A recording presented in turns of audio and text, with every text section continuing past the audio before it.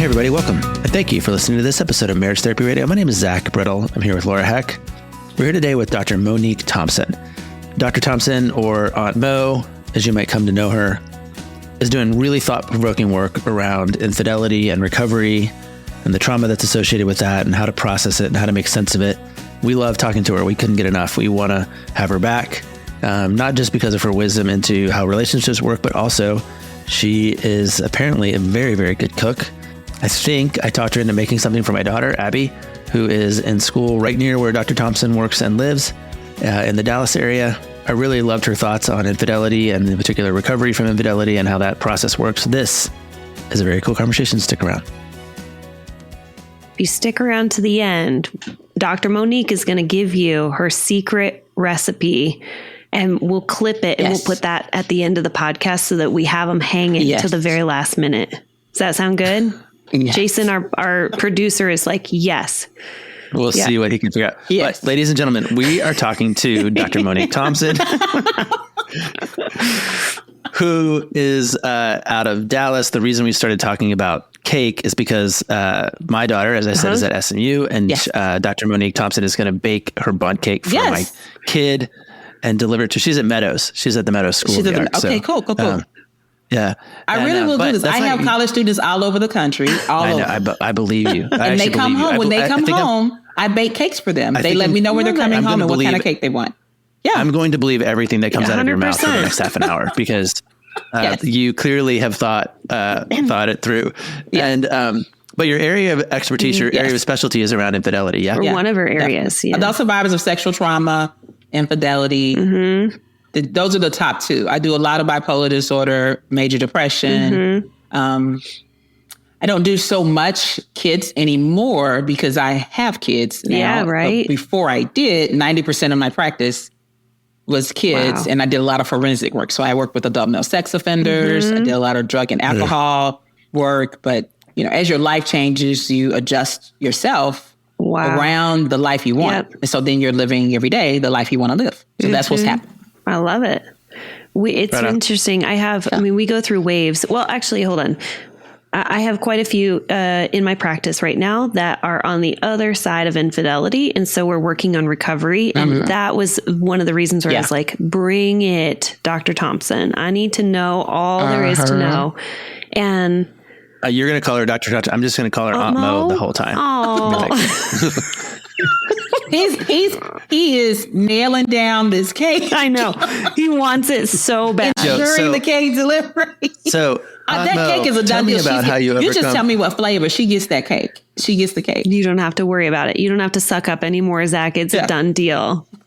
It's a done deal. I don't go on campus much anymore. I'm a consultant with Perkins School of Theology. I've been there for 21 years.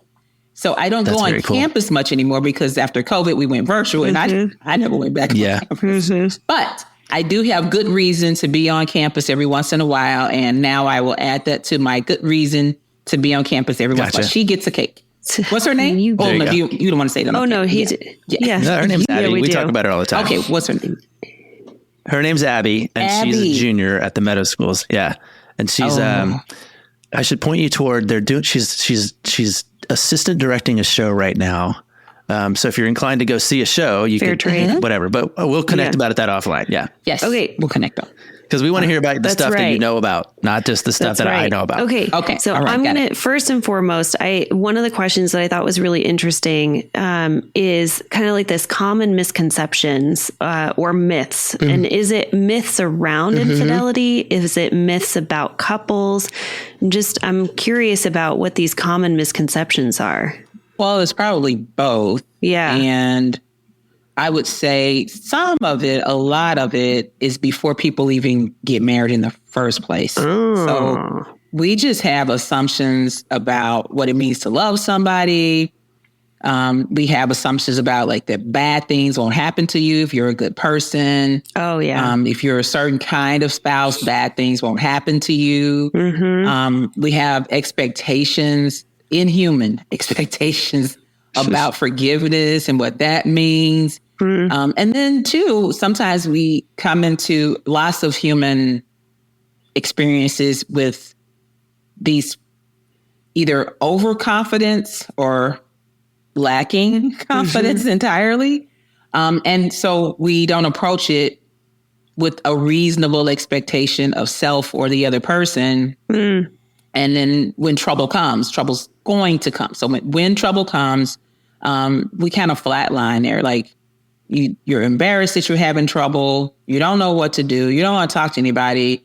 And I often say, you know, the information highway is beautiful. It's a gorgeous place. It's the scenic route to gathering information, but expertise is still at a premium. So while you could go through Instagram and YouTube and, you know, check out all these resources, you still don't know like which voice to listen to. Right. What's the trustworthy, credible source? And for my work, people, when they're going through infidelity, it's like time out for the wrong information. You cannot live off of Twinkies when you're going through infidelity. You need vegetables, you know, all your vitamins and minerals, because it is no time for playing games with a person's life like that. It can get dangerous. I mean, all of us have watched all the movies, the TV shows. I mean, it genuinely gets that damn. You probably had that experience. My husband works in mental health, and we sometimes jokingly say, like, how many murders did we keep from happening? I'm like, I don't know, but you know, you hear people talking about like the boiling the rabbits, that kind of dangerous. Yes, or when people just get so enraged. So it's not anger, and it's not just mad. It's enraged. When people get so enraged, and they come up with something to do, and you know, figuring out how to manage it, because you're in that role as a therapist, you become sort of a first responder. You're in session and you're realizing, I always take everybody seriously. Everybody. 22 years, I've not lost anybody.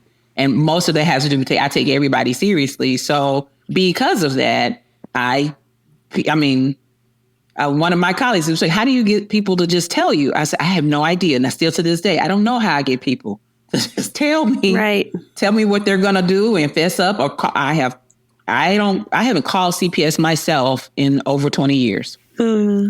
I get people to call on their cells. I get them to pick up the phone and call and tell CPS what you did. True stories. But the bigger picture of like between, you know, what people don't know or don't believe and the myths they believe about infidelity and about being a couple, those things that you think are true that are not true make your healing process excruciating. Excruciating, because you're thinking something is true that's not true. And maybe the source of that you believe. I'll give you a quick example when it comes, because I do a lot of faith-based work. People will believe if they pray for their marriage, then God's going to save their marriage, or they're just not praying hard enough. And so there's no scripture says if you pray hard enough for your marriage, that it's going to be okay. There's nowhere in there, but just this belief that if you just pray hard enough for something, it's going to happen. And that is caused a lot of pain. So then now the person is troubled with their faith. They're troubled with themselves. They think something's wrong with their prayer life. I mean, none of that is true, but it causes this like domino effect. Okay. And now a source that could be helpful to you, like your spiritual life could be helpful to you. Right. Except now you don't believe that you even have access. Like you don't even believe you have access to God. So like, now it's God doesn't love me. My spouse doesn't love me. I must be unlovable. It's all my fault. You know, so now it just so that's what I mean by some of this is before they even get married. Right. That you're relieving certain things. And then you have an event that needs you to be thinking clearly. And the thoughts you're having were never true in the first place. I have a misconception that has come up a couple of times. Actually, I have two. One is before people ever get married, in their mind, they have an idea and they haven't communicated it with their partner. So there's an expectation that I will not stay in a marriage if these certain things are true or if these certain things happen.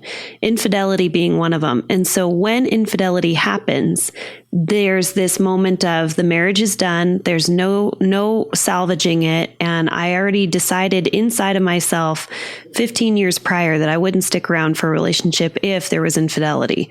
So that's one misconception. is that they have decided that just sort of before they ever got married that was going to happen. I think a lot of people also think that you can't survive infidelity. And that's a misconception. What was the other one? The other one that I've seen often is if my partner is to cheat on me, then I've been made a fool and I need to leave. I can't stick around and go through the process of healing because I'm the fool and I can't be played the fool again. And I've seen that over and over and over. It's like, if you are the one that is the betrayed partner, that there's a lockstep way to deal with it. And if you don't, you're showing other people, it's about kind of like other people, what others see in the relationship. So I kind of want to break those myths down. Particularly maybe number 2. I want to survive.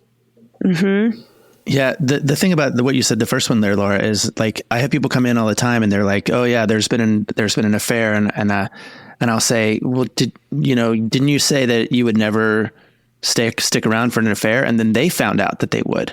They found out that, oh, this isn't actually a deal breaker. This is actually a thing that I'm interested in, like working on. So that's a new identity for them. And I guess I share that like kind of misconception question, which is, what do people do with this sort of new identity piece that has come in when they find out either that they're capable of an affair or that they're capable of sticking around after affair, that they're not the person they thought they were a year ago or 2 years ago or 5 years ago. I don't know, that's kind of what I've been playing with as you were talking. Yeah. I won't survive. So I like for us to allow for conflicting, coexisting truths. So it's kind of true that you, as you were, won't survive. There's a part of you that's gone. The part of you that believed in the fairy tale, all of that's actually gone, like genuinely, that's gone, and you are clearly alive and can make choices to heal. That's also true. You could use the power of your choice to heal, but it's also true that healing is not guaranteed. Time is the most gangster thing of all. Time cares nothing about anybody. It just goes right on by for everybody, no matter how much money you have, poverty. It is the unto every life measure faith is given. Time was that one thing that everybody is given, and it is taken away evenly too. So you're going to live, but will you live in a healed way, in a way that you enjoy? Will you have quality of life? Those are choices, right? And so you do need to make an active choice, and maybe you didn't know about needing to make an active choice in your former self. You were also living in some fairy tales about life too. So that's over. You won't be able to ever again say, I don't think that people who, cheat should, I think that they're the worst in the world. Well, now you're looking at somebody and you feel love for them. You do not think they're the scum of the earth, and you do at the same time. So you have these conflicting, coexisting truths, and, kind of, with meditative breath, acknowledging and allowing them to sit outside of you. You're not those things. You're a human being. You're ever evolving. You can choose to observe this experience and choose the life you're going to live in this moment. You don't get to choose that a moment's going to happen. You get to choose how I want to experience this moment. But that requires a pause, a conscious breath.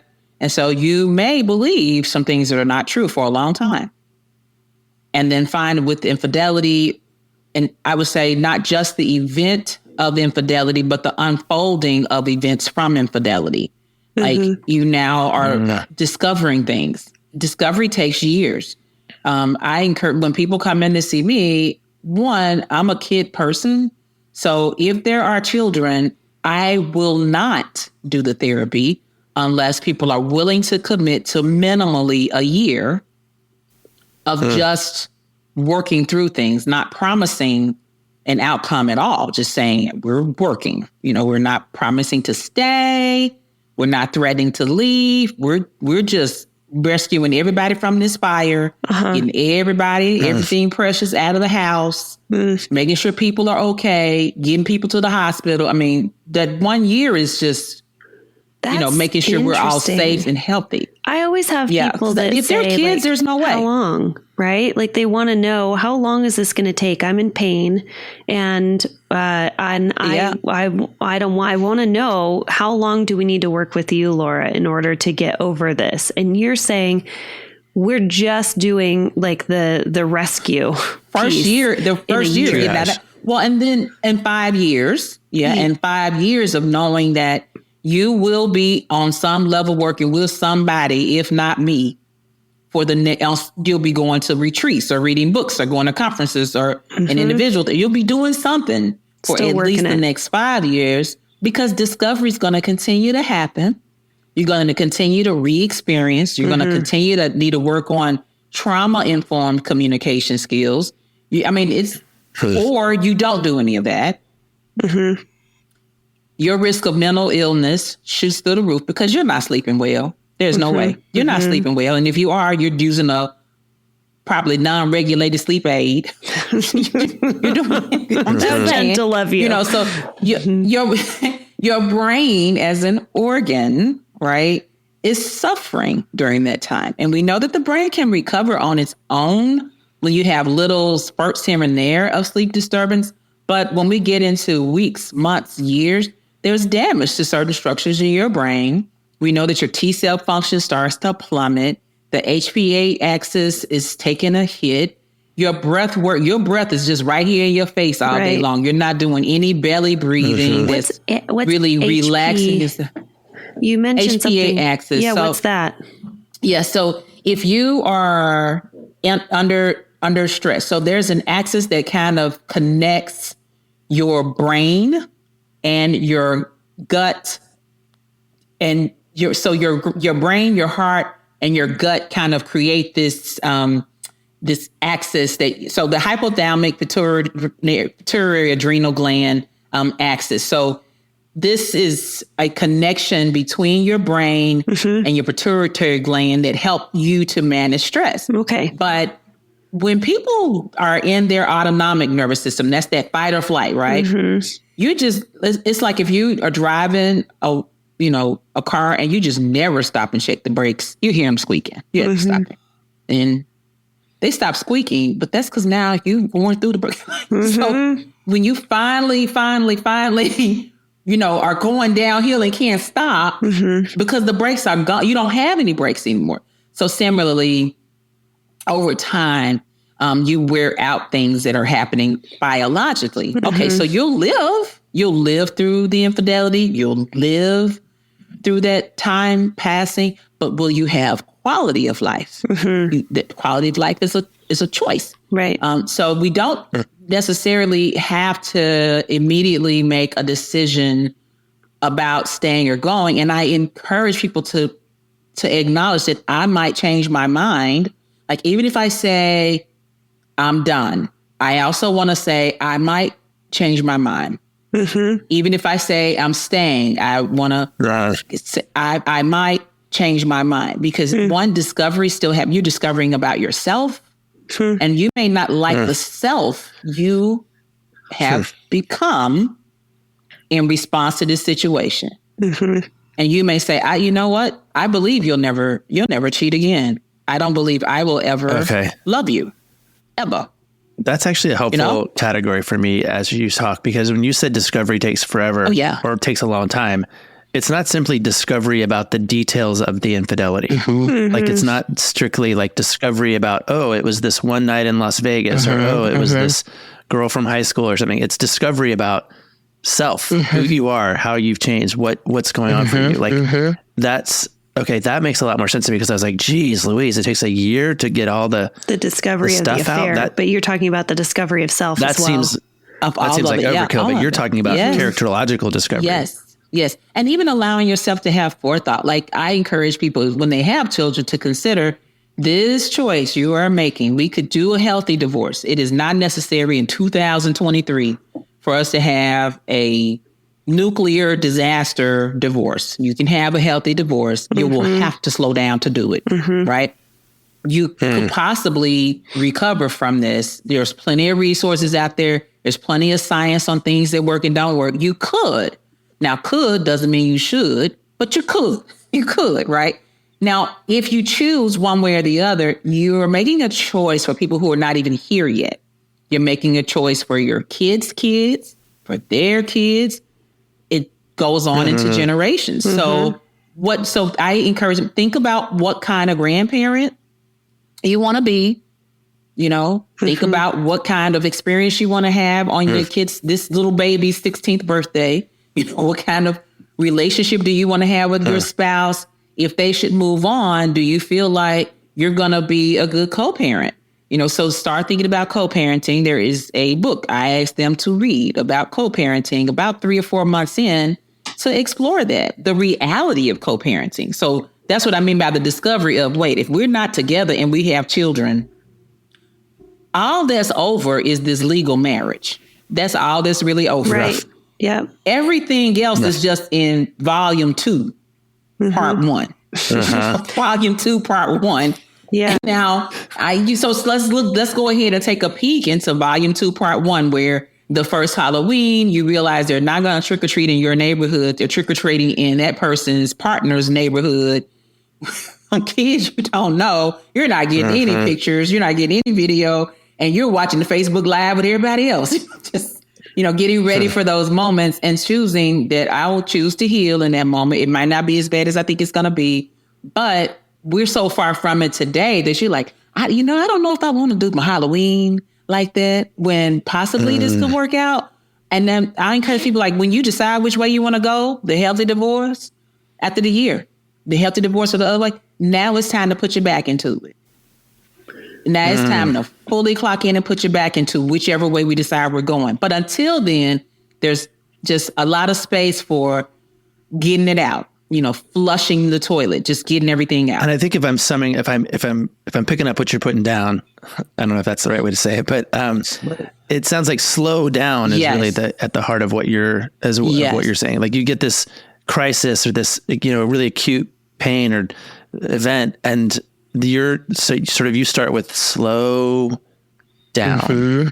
Yeah. Slow down your decision making, but possibly do an uptick on your seeking of help, on your help seeking behavior, which I noticed but not Instagram and TikTok and YouTube. Yeah. So like maybe what I see that is unfortunate is people take a wait and see approach to actually seeking help. And so in the meantime, unnecessary harm has unfolded. And so sometimes even some of the unnecessary harm can create barriers to treatment. Easy example, somebody just moves out. They go get an apartment, which increases household expense and creates a barrier to treatment as far as the two of you coming together for a point. I mean, it invites more chaos. You may need to, and I don't judge. I'm like, what do we need to do? What do we think we could do so that there's peace? Peace is what's more powerful than war, right? So what step can we make for peace? And it may be that you need to do that, but let's do this cleverly. Do you really need a whole apartment, or do you just need an Airbnb for the weekend? Can we just get an Airbnb for the weekend? Can you just hotwire a hotel for 2 or 3 nights, like every other night for a couple of months? You just hotwire a hotel, which that was, a couple $100 and you're done, versus a lease, right? A few $1,000s, So I'm not saying that you don't need space or that you shouldn't do something, but when you slow down and now you're thinking with a different part of your brain, right. The prefrontal cortex is back in the game. You can expect clever thoughts. You can be strategic. And now you're making a choice that is not sabotaging and creating chaos and harm, which you already have enough. So now you're on the 9th floor of the burning building, and somebody decides they're just going to jump out of the window. And you're like, well, but there's a fire escape in that window. But they're already, you're like, just, so they could have still gone out a window, but there was another window with the fire escape. And you wonder, what's the first thing we would say in that? What would we say? Wait. Same thing here. Just slow down and wait, because it is a crisis. But kind of one of your other questions I wanted to come back to is that I can't stay. Right. Like people say, I'll never, if I ever find, I will never, I'm not staying. I saw my mother, or I saw my father, and you know, when they do it once, they're going to do it again. And you know, and I don't argue that. I'm like, they might do it again. Your mother's story may be a cautionary tale. It may be a predictive tale. I don't know. And I'm not here to write your life story. But if you slow down, you know, breath to calm, to clear, to clever, figure out what you really, really want. Say that again. I knew you were going to. He loves alliteration so much. I knew. Breath to calm, to clear. To calm, to clear, to clever. You know, when you're clever, you're calm. You know, when you're clever, you're calm. You may actually say, you know, I am not staying, but I want the most beautiful divorce ever. I want gorgeous divorce. You know, or you may say, I'm not staying, but I realize that I don't want a divorce until after Christmas. Right. And that sounds silly, but that may be your truth, you know? And so you may have to have a conversation with your spouse and say, we need to go to an attorney. We need to get a financial stay. We need, you know, we may need to get some temporary custody in place. This is, you know, and in a calm state, you can be clever. You can say, really, I just want to make it through this Christmas. I don't want us staying in the same house, but let's figure out how we can do this without sending our expenses through the roof. You know, talk to your attorney. I encourage everybody. Your state is where the person has to be licensed. You don't have to go downtown to find your attorney. They need to be licensed in your state. Find someone clever that you can afford. Ask them questions. You know, do you need to do anything that will protect you while you're figuring out what to do? You know, do you need to do a cease and desist on this person that the person was having an affair with that keeps bothering you? You can get a cease and desist letter from any attorney to manage some of that. You know, what do I need to do to protect myself? Because I'm not saying a year of staying in the burning building. I'm saying let's get out of the burning building. Right. And sometimes you have to legally address some things. And sometimes you're not going to stay. You say, I can't stay. It may be true in the end. I'm not staying, but I can't stay. Was it true? I'm not staying. Yeah. Is Doesn't a choice. that makes a big difference when you feel like a decision is something that you made, not because you were forced or because, you know, that's the decision that you made 15 years ago, or that's the, you know, religion that you're in, or the expectations of your family, but it's a choice that, and I feel like it's a choice that two people, that's a glorious divorce to me, is a choice when two people come to a decision together. I do want to and I've seen it. Oh, I have too. Absolutely. Okay, but it does take time and resources. You mentioned a resource that I want to give our folks. You said I will oftentimes give people, but month 3, month 4, a co-parenting resource to read. What is that? So y'all gonna laugh. This book is old as time itself. Codeparenting After Divorce by Elizabeth Schulman. This is how old this book is. I promise you're going to think you saw C. Dick, C. Jane run somewhere. It is that old. But I can't replace this book. She was an attorney. It's got the gold foil. It's got the gold foil binding on the edge. You know, staple. You can't get an ebook version of it. It is not on Audible. But she was an attorney who then got into social work. And so her book is written with that rigor, you know, and it's bullet pointed. So I like it because when people are going through crisis, a bullet point little booklet that you can get through in an afternoon is helpful. You know, so it's broken down into age groups. Like, here's some things you need to do if they're toddlers. Here's some things if they're preteens, that kind of thing. She breaks down holidays, visitation, and she talks about some of the emotional experience you're going to have. And she pushes people to take responsibility for their emotional response. And I love that. I can't replace the book. This is 1997. It is not that old. There's not C. Dick and Jane Run, C. Spot. She talks about faxing. She says, you can fax this. I'm like, nobody does that anymore. No. But she is wonderful with that book. The other one I use a lot for the healthy divorce because there's a lot of resources out there for it. But what I like for a healthy divorce is for people to look at, there's a section why am I drawing a blank on the healthy divorce? It will come to me. But there's a section on it called Is This a Gunfight, right? And I ask people to read that. And I have repeatedly, couples say, well, if we can do this, we could stay married. I'm like, well, here's the news. To have a healthy divorce, you're going to have to brush up on your communication skills. Totally. Anyway. Yeah. Anyway. That's so true. And even if you're getting divorced, you're not going to never have to speak to that person again. Yeah. None of that's actually about to happen. You're going to have to talk to them under more tense situations than you are in right now. The tenseness goes up, not down. And your control over things. If you're sharing children. Right, if you're sharing children. Well, or if you have a business together, because I've run into that as well. Especially now, I think the onset of internet business and virtual businesses has created more partner businesses. And so now people are like, well, can we be business partners? And I'm like, that's almost worse than having a child. So, right, Zach? Wink, wink. Yes. So that was tough. So if they're in business together, I asked for 3 to 6 months, like let's pause 3 to 6 months. And during that time, if you could seek consult on what this looks like, if the person has to buy you out or are you dissolved? What are you doing? If there is no kids at all, see, people listening might think this is awful, but if there are literally no kids at all, I ask them to come to the table in 4 weeks. Where are we going? Yeah. Where are we going? Come in. And if they're dating, then I ask them to think about, you are buying this car as is, no warranty. Oh, I love the way you put things.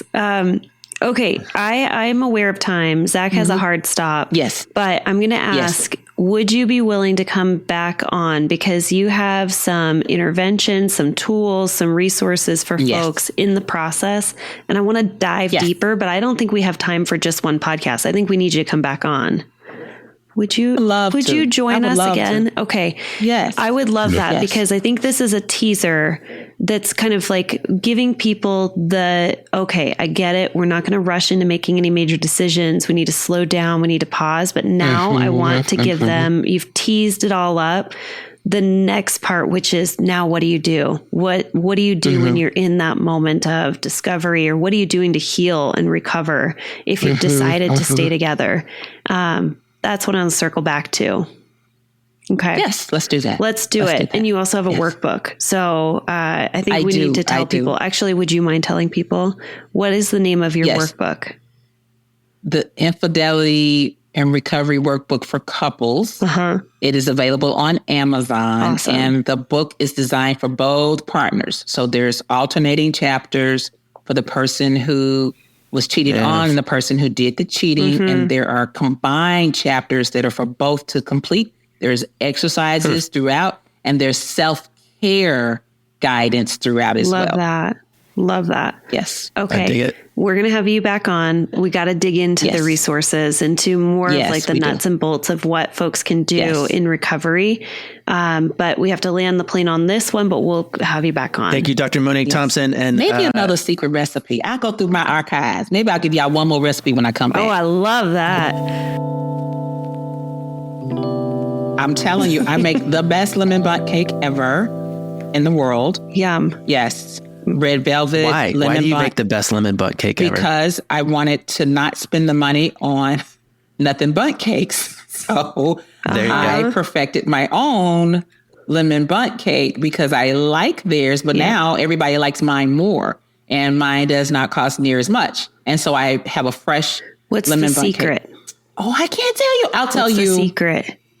I'll tell you a tiny bit. Okay. Use more than one flavor. So don't just use vanilla in your flavoring. Okay. So use more than one flavoring. What's another trick that I'm willing to share? I know. I love that you're being so coy. I have tons of secret recipes. Okay, here's one more trick to the lemon bundt cake is to use white chocolate chips, and you put them in the blender until they're powdery, and you add that to the mixture. What? Yeah. Okay. White chocolate in your lemon bundt cake? White chocolate chips into the lemon bundt cake. So since I'm so glad to be on this podcast, because I've been listening to y'all, I'm going to share this with your listeners. No. And yes, this because I have my grandmother's secret tea recipe. I have her pancake secret recipe. I make the best hot wings in the world. That's a secret recipe. The dressing is a secret recipe. We're not getting that. Collard greens, you're not getting that. Yeah, like I got a list of other ones you're not getting. The pecan pie. I mean, my mother-in-law loves my pecan pie, the best in the world. The sweet potato pie is the best in the world.